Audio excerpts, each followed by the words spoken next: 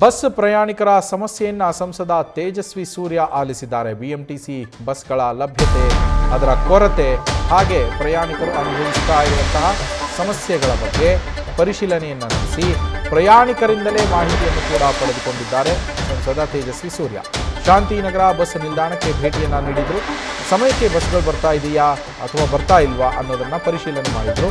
ಸಂಸದರ ಎದುರು ಈ ಸಂದರ್ಭದಲ್ಲಿ ಮಹಿಳಾ ಪ್ರಯಾಣಿಕರು ಒಂದಷ್ಟು ದೂರುಗಳನ್ನು ಕೂಡ ಹೇಳಿದ್ದಾರೆ. ಜಯನಗರದಿಂದ ಶಾಂತಿನಗರಕ್ಕೆ ಬಸ್ನಲ್ಲೇ ಪ್ರಯಾಣ ಮಾಡಿ ಶಾಂತಿನಗರಕ್ಕೆ ಬಂದಿದ್ರು ಸಂಸದ.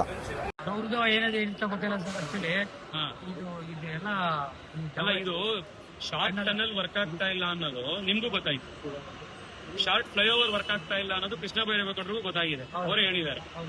ಬಟ್ ಈ ಶಾರ್ಟ್ ಟನಲ್ ವರ್ಕ್ ಆಗಲ್ಲ ಅನ್ನೋದು ಸಿಎಂ ಗೆ ಗೊತ್ತಾಗ್ತಾ ಇಲ್ಲ ಅನ್ಸುತ್ತೆ. ಗೊತ್ತಿದ್ರು ಮಾಡ್ತಾರೆ ಸರ್, ಕೆಲವು ರಾಜಕೀಯವರು ಗೊತ್ತಿದ್ರು ಅವ್ರಿಗೆ ಪ್ರಾಜೆಕ್ಟ್ ಇಂದ ಯೂಸ್ ಆಗ್ಬೇಕು ಮಾಡ್ತಾರೆ. ಅವ್ರಿಗೆ ಪಬ್ಲಿಕ್ ಯೂಸ್ ಆಗುತ್ತೆ ಅನ್ನೋದು ಬೇಡ ಇಲ್ಲ.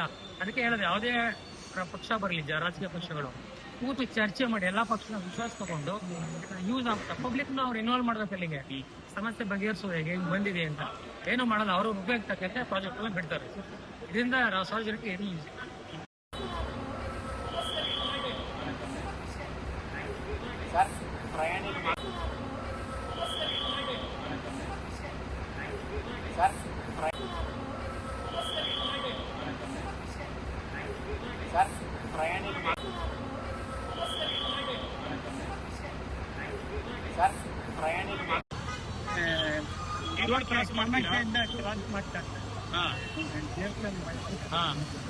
ಕ್ರಾಸ್ ಮಾಡಕ್ ಹೆಂಗಿದೆ? ಜೀವ ಕೈಲಿ ಹಿಡ್ಕೊಂಡ್ ಬರ್ಬೇಕು ತಾನೆ. ಎಷ್ಟಾಗಿ ಇಟ್ಕೊಂಡ್ ಮಾಡ್ಬೇಕು. ಹೆಲ್ಪ್ ಲೈನ್ ಮಾಡ್ತಾರೆ. ಮಾಡ್ಸೋಣ.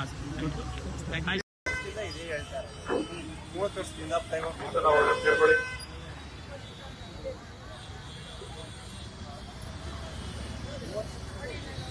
AFTC ಸಿಬ್ಬಂದಿಗಳು ದಯವಿಟ್ಟು ಬಸ್ಸನ್ನು ಹೊರಗಡೆ ಕರ್ಕೊಳ್ಳಿ.